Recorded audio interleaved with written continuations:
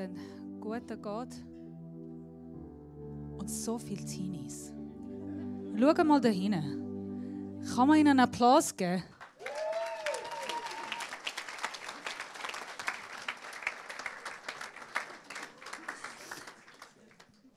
Die werden mich hassen. I love you too, guys. Ist es nicht genial, dass wir so viele Teenies in der Kirche haben und da vorne so viele Jugendliche? Jugendliche. Hey, awesome. Wir haben geniale Kirche. Wer von euch macht neues Jahr Vorsätze? Wirklich? Wow. Also 4, 5. Alle anderen haben schon aufgegeben. Es ist schon der 8. Ja, genau. Hey, ich habe schon lange aufgegeben. Ich glaube, vor 10 Jahren habe ich immer am Anfang Jahr so gewisse Neujahr-Vorsätze gemacht. Und vielleicht Maximum habe ich einen Monat durcharbeiten.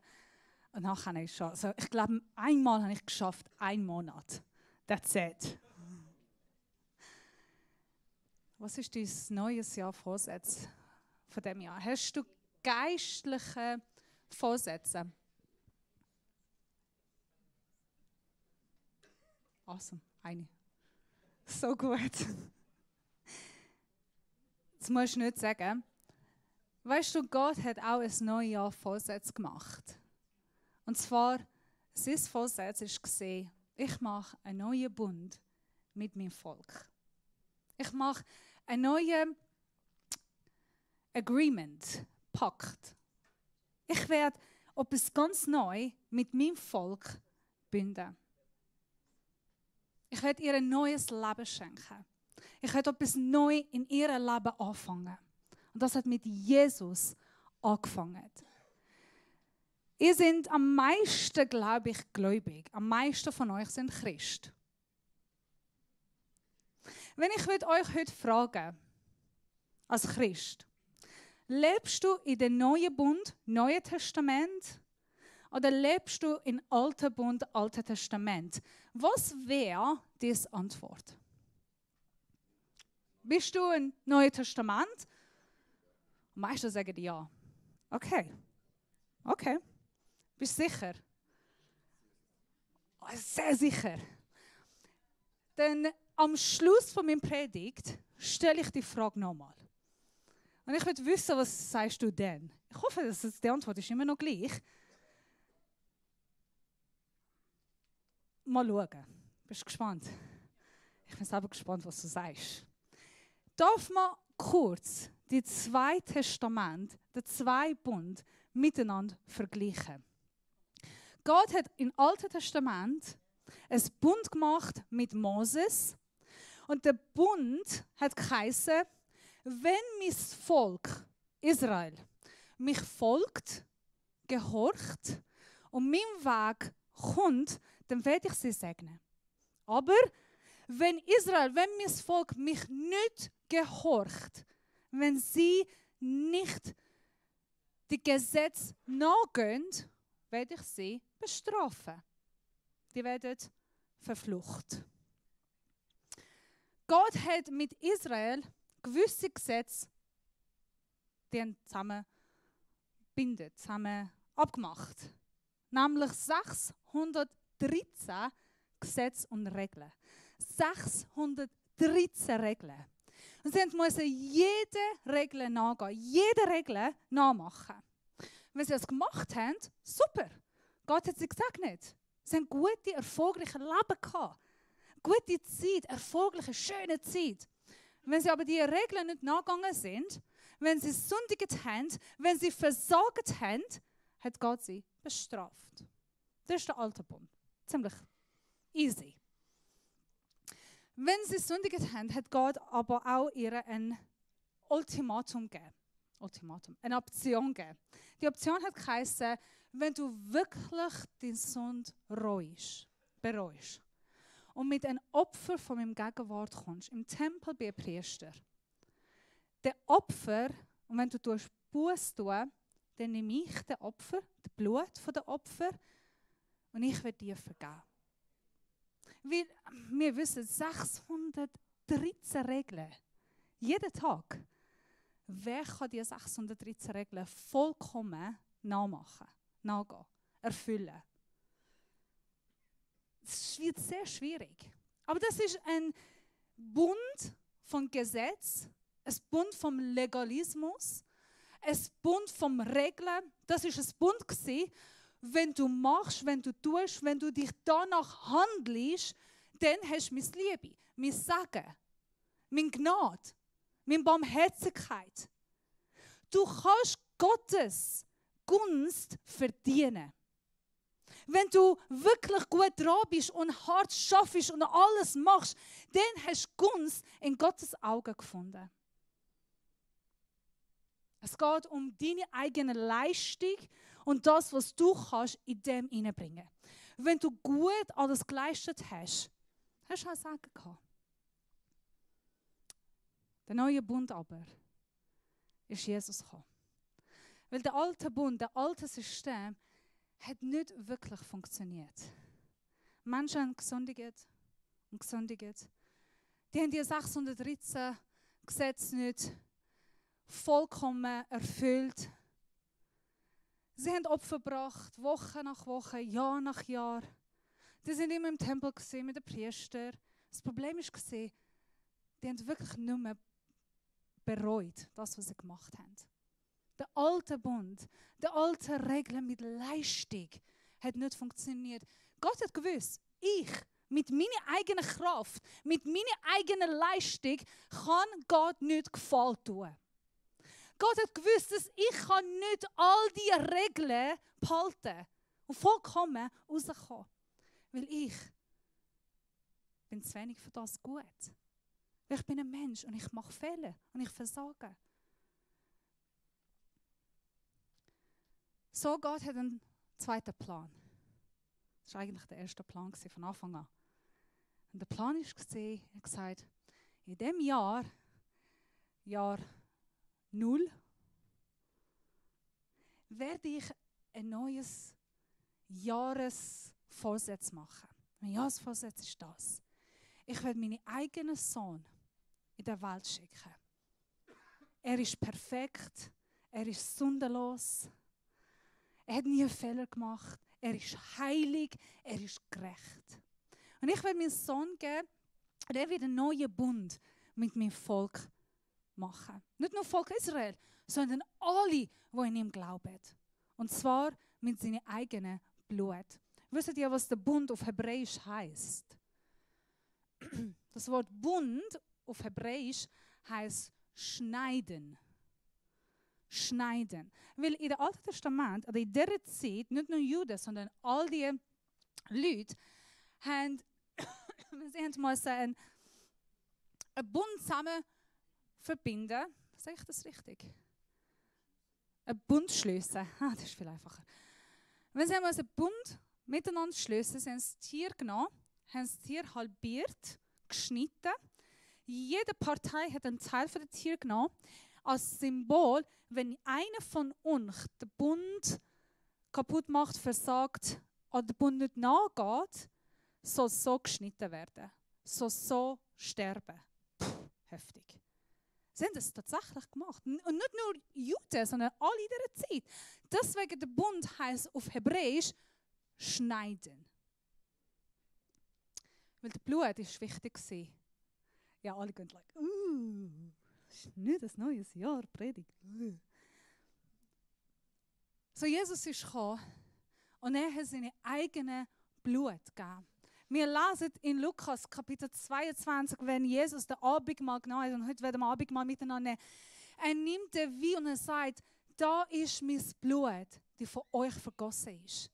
Er nimmt das Brot und sagt, da ist mein Leib, der von euch gebrochen ist. Nehmt den Abendmahl, nehmt das als Erinnerung an das, was ich von euch gemacht habe.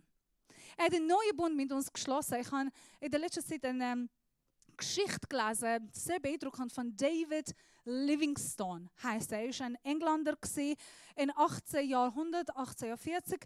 Er ist nach Afrika gegangen, er hat ein bisschen überall in Afrika gereist. Sein Ziel ist Sklaverei. Gewisse Länder in Afrika von der Sklaverei freimachen.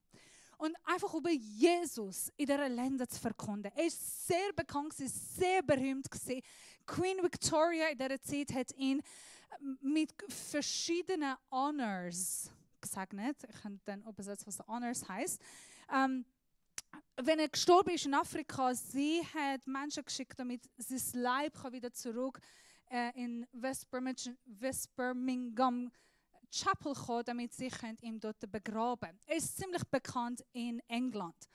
Er war jedoch in Afrika und er wollte in einem Bereich reisen, wo er einen König hatte.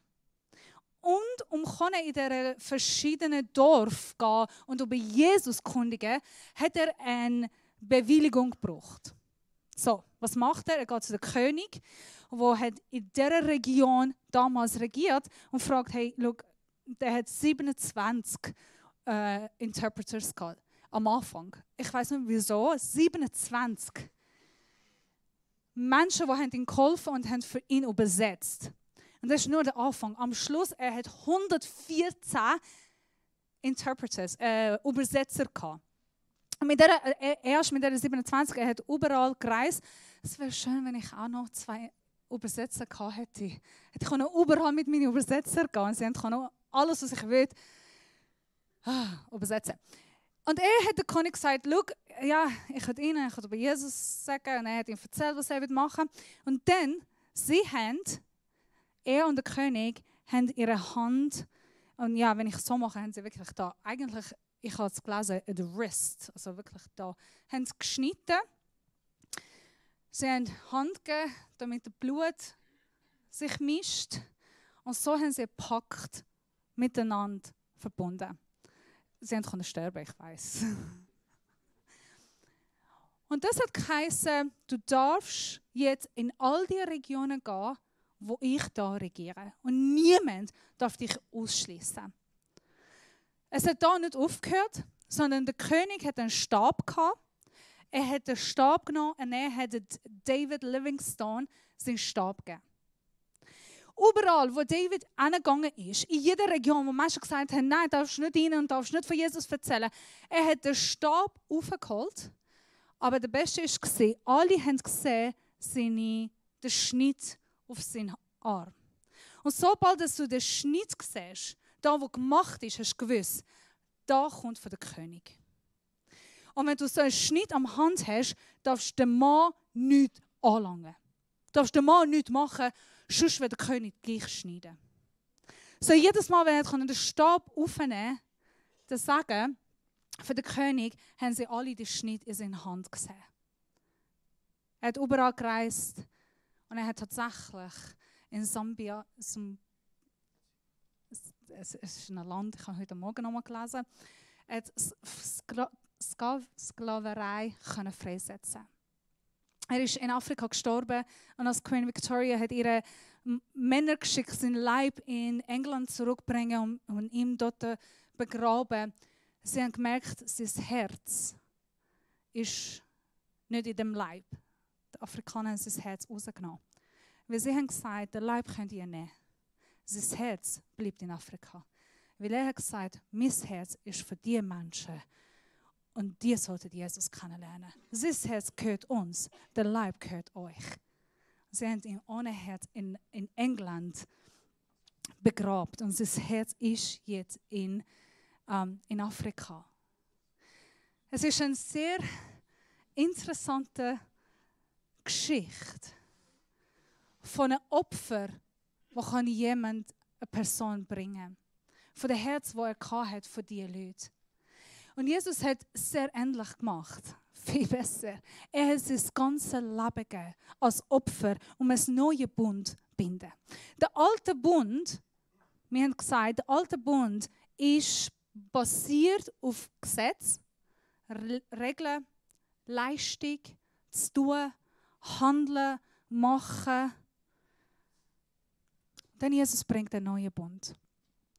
Wenn du gehorsam bist in einem alten Bund, hast du es geschafft. Im neuen Bund sollst du auch gehorsam sein. Gehorsam gehört auch zu dem neuen Bund. Aber jetzt plötzlich, Gehorsam hat nicht die erste Priorität. Gehorsam kommt nicht erst in dem neuen Bund. In dem alten Bund ist Gehorsam sein, leisten, tun, handeln. In dem neuen Bund kommt erst Beziehung mit Vater. Plötzlich, Vater, Gott, der ist so fremd, weit weg in dem alten Bund, ist plötzlich Realität, relevant, näher.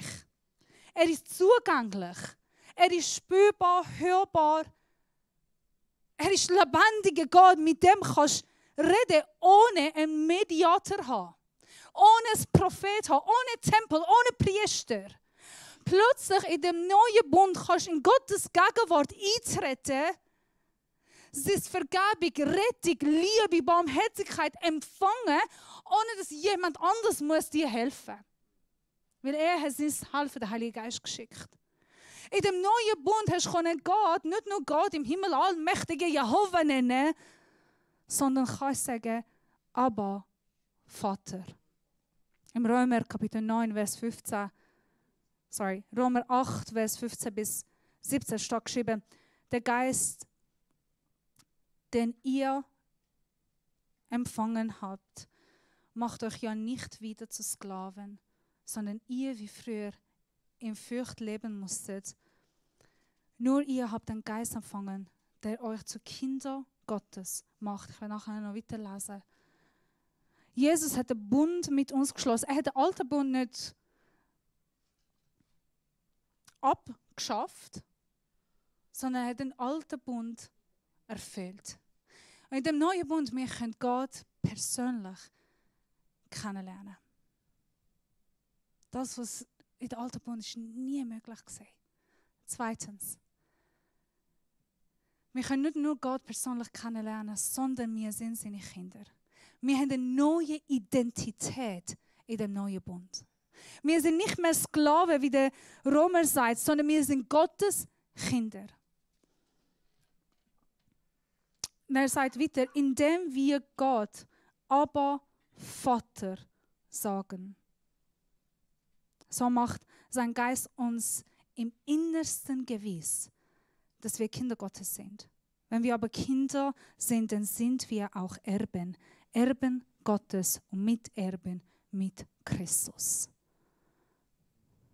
So die erste Linie im neuen Bund ist eine Beziehung mit Gott. Im neuen Bund ist eine neue Identität.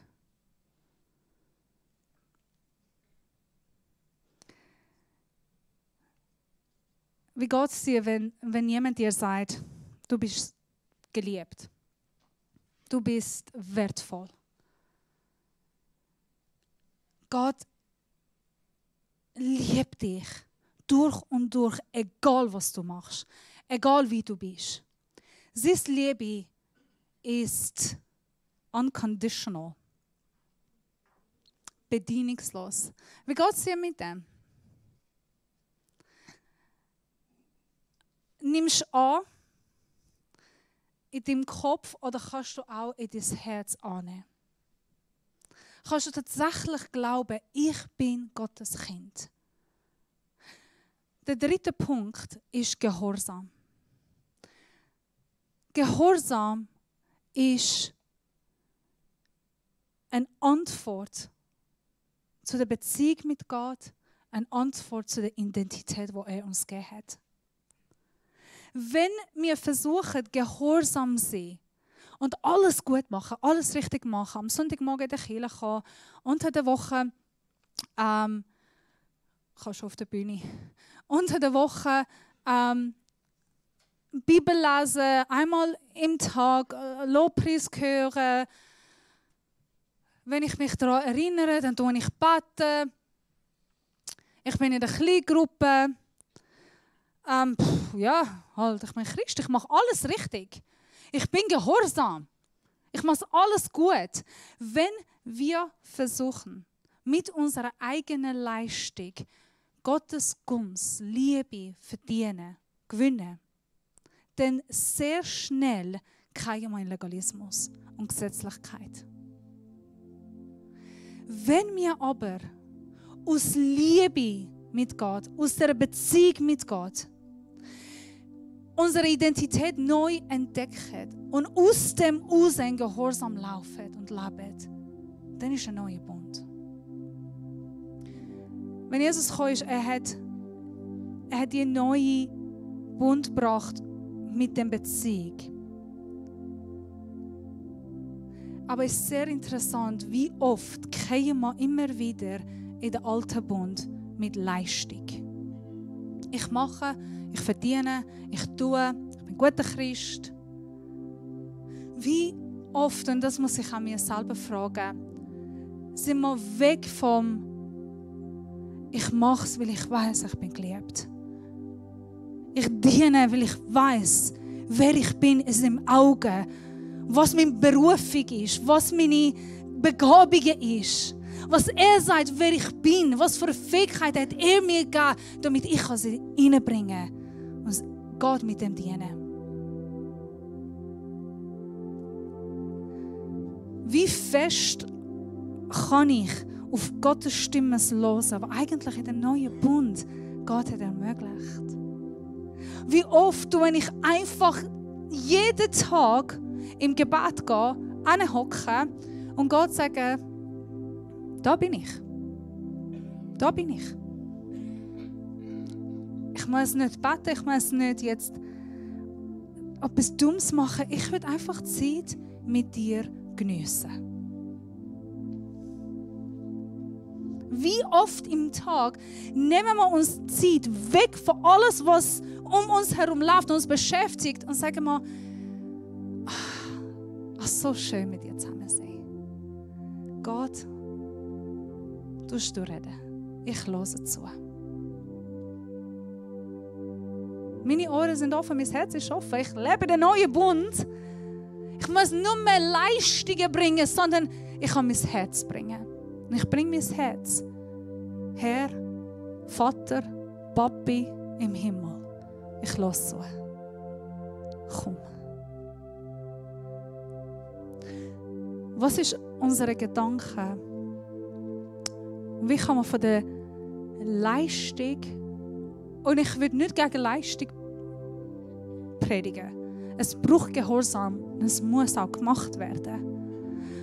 Aber wenn der Ausgang Leistung ist, dann kommen wir in den alten Bund, der ist wieder gesetzlich. Und dann weißt du, was gesetzlich ist? Versagen und Schuldgefühl. Wenn ich versuche, aus Leistung und Gesetz leben, Gott folgen und Gehorsam sein, aus Tun und Machen, dann das Endresultat ist Versagen und Schuldgefühl. Aber wenn ich in dem neuen Bund lebe, mit der Beziehung mit Gott, in der neuen Identität, die er mir gegeben hat, was er sagt, wer ich bin, nicht der Welt, mit der Selbstsicherheit, die er mir gibt, dann das Endresultat ist Sagen. Dann laufe ich in Gehorsam. Wird auch schwierig, aber wird einfacher, weil ich weiß, er ist mit mir, weil ich vertrauen kann. Weil ich glauben. Glauben wird dann nicht mehr so anstrengend. Glauben wird dann nicht mehr so, ich muss alles machen und tun. Jetzt nochmal beten. Am Sonntagmorgen aufstehen, in die Kirche gehen, aber ich bin ein Christ und was sagen alle anderen. Und dann Glauben wird nicht Legalismus und ja, habe ich jetzt abgemacht, das Bibel das ganze Jahr lesen und habe ich das gemacht. Jetzt bin ich ein guter Christ, ein Vorbild in meiner Kleingruppe und das kann ich alle sagen, ich habe die Bibel das ganze Jahr gelesen. Super, mach das! Unbedingt, ich mache es auch. Go for it! Aber ich mache es, weil ich will auch mit Gott wachsen, weil ich ihm liebe. Und das Wort ist wunderschön, wunderbar. So, ich stelle dir die Frage nochmal. Wo bist du in diesem Bund hinein? Bist du in dem alten Bund, nämlich mit Leistungen bringen und selber versuchen, und ich kann und ich schaffe es und ich mache es und ich tue? Bist du hast du eine Tendenz, schnell in den Legalismus hineinzugehen, in die Gesetzlichkeit? Machen, tun, dienen? Oder kannst du dich mal wie einen neuen Bund zurückziehen und sagen, ich baue eine Beziehung zum Vater, ich wachse in meine Identität zum Vater und ich laufe in Gehorsam? Was ist deine Tendenz? Gewisse sagen, weißt du was, meine Tendenz ist der erste Bund. Ich bleibe nur da, es ist so schön und ich mache nichts. Das ist auch nicht ideal. Aber meisten von uns, ich glaube, und ich würde sagen meisten von uns, weil ich rede mit meisten von euch, sehr oft, für die Dienst haben, die einfach müde sind. Und etwas, was ich oft höre in der Kirche ist, ich bin müde. Das ist viel zu tun. Privat, in der Dienst, daheim. Von wo kannst du dich ernähren? Von wo bekommst du Energie? Wo in deinem Alltag, jeden Tag, hast du ein Fenster, wo du kannst stehen bleiben, aufhören und Gott sagen, erfülle mich, gib mir. Komm, Heiliger Geist, und nimm mich. Ich brauche dich. Und das kannst du mal auftanken, zur Ruhe kommen, in der Stille sein und dann weitergehen. Frage ich dich wieder, in welchem Bund lebst du? Alt oder neu? Wir werden jetzt in den Abendmahl hineinsteigen. Ich werde von den Hebräer lesen heute. Hebräer 9, Vers 15. Jesus sagt, oder der Autor von Hebräer sagt, deshalb ist Jesus auch Vermittler ein neues Bundes.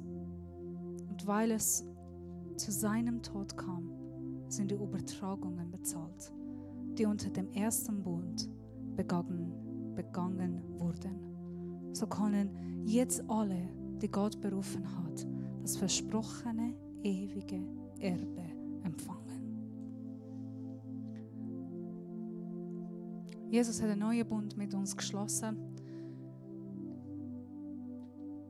Der Wein, Symbol von seinem Blut. Erik, Entschuldigung. Aber den Rest kannst du machen, Xavier. Sorry. Alright. Erik ist da. Ich werde dich ermutigen, 2 Sachen heute machen. Erstens, wenn du zum ersten Mal in diesem Jahr Abendmahl nimmst, du dich entscheiden, ein neues Jahr Vorsatz machen. Und zwar, Gott sagen, ich will in diesem Jahr nicht in meiner Leistung leben, nicht mit meiner eigenen Kraft und Macht und Gedanken und Versuch, sondern in diesem Jahr möchte ich lernen, durch Beziehung zu Vater, in der neuen Identität und im Gehorsam leben. Dieses Jahr möchte ich nicht meine eigenen Leistungen bringen von Gott, sondern ich komme mit alles, was ich bin, alles, was ich habe. Und ich empfange von ihm. Und ich lebe in dem neuen Bund, neue Beziehung. Und ich möchte lernen, nicht ich, sondern Jesus in mir. Nicht ich, sondern Jesus in mir. Und zweitens, das war der erste. Das ist der einfache Teil. Der zweite Teil. Wir werden erst Abendmahl nehmen. Nachher steigen wir in Lobpreiszeit. Der Lobpreiszeit werden wir Gebetsteam auf links und rechts stehen. Auf meiner rechten Seite, eurer linken Seite, steht eine Gruppe, die für dich werden auch beten. Wenn du sagst, ich weiss es nicht, was ist meine Identität? Was sagt Gott über mich? Wer bin ich in seinen Augen? Was denkt er? Was ist dein Gedanke über mich?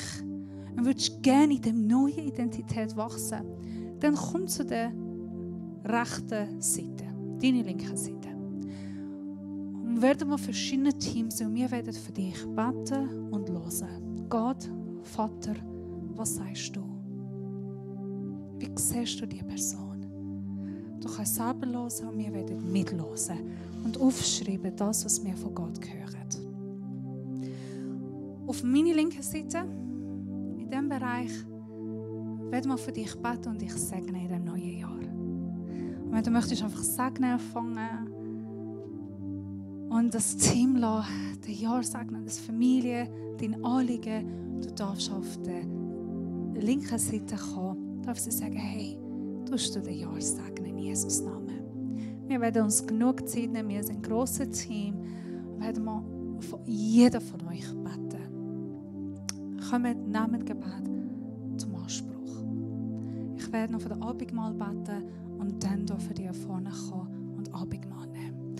Jesus, wir loben und preisen dich für den neuen Bund, den du mit uns geschlossen hast. Danke, dass wir leben nur in dem alten Gesetz, mit alten Regeln und Vorsätzen, sondern dass wir dürfen in eine neue Beziehung mit Vater leben. Der lebendige Gott, der unter uns ist und sich sehnt nach Beziehung. Danke, dass wir dürfen dich, Vater, Abba, Vater nennen. Papi nennen. Wir lieben dich. Und danke, dass unser Wert, Selbstbewusst, Annahme, Akzeptanz, kommt nicht von der Welt, kommt nicht von der Umgebung, sondern kommt von dir. Merci. Für das, was du auf Kreuz gemacht hast für uns. Für den neuen Bund, in dem wir leben können. Wir nehmen das im Namen vom Vater, Sohn und Heiligen Geist. Amen. Amen. Das Lobpreisteam wird ein neues Lied singen, währenddem dürfen ihr doch vorne kommen und Abendmahl nehmen. Und dann kommen wir zum Gebet. Wir würden gerne für euch beten.